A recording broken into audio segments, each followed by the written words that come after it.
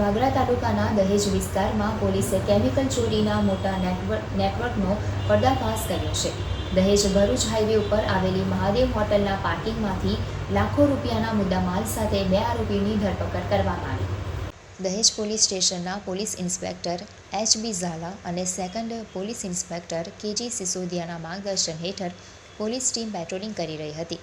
તે દરમિયાન તેમને ચોક્કસ બાતમી મળી હતી કે મહાદેવ હોટલના પાર્કિંગમાં ટેન્કરમાંથી કેમિકલની ચોરી થઈ રહી છે.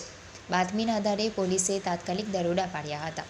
આ દરોડા દરમિયાન કેટલાક ઈસમો કેમિકલના ટેન્કરમાંથી વાલ્વ મારફતે ગેરકાયદેસર રીતે કેમિકલ કાઢતા રંગે હાથ ઝડપાઈ ગયા હતા. પોલીસે સ્થળ ઉપરથી મુલારામ બાબુલાલ શર્મા અને દાલુરામ રમારામ જાનીની અટકાયત કરી હતી. આ ગુનામાં સંડોવાયેલા અન્ય એક શખ્સ ગિરધરસિંહ રાજપૂતને પોલીસે વોન્ટેડ જાહેર કરી તેની શોધખોળ હાથ ધરી છે. પોલીસે ટેન્કર અને કેમિકલ સહિત કુલ 79,88,967નો મુદ્દેમાલ જપ્ત કર્યો છે.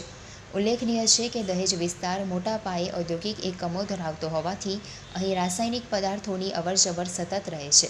આવા સંજોગોનો લાભ ઉઠાવી કેમિકલ ચોરીના બનાવો બનતા હોય છે. દહેજ પોલીસની આ સફળ કામગીરીથી આવા અસામાજિક તત્વો અંકલેશ્વરમાં રખડતા શ્વાનોના ત્રાસથી યુવતીનું અકસ્માત થયું હોવાની ઘટના સામે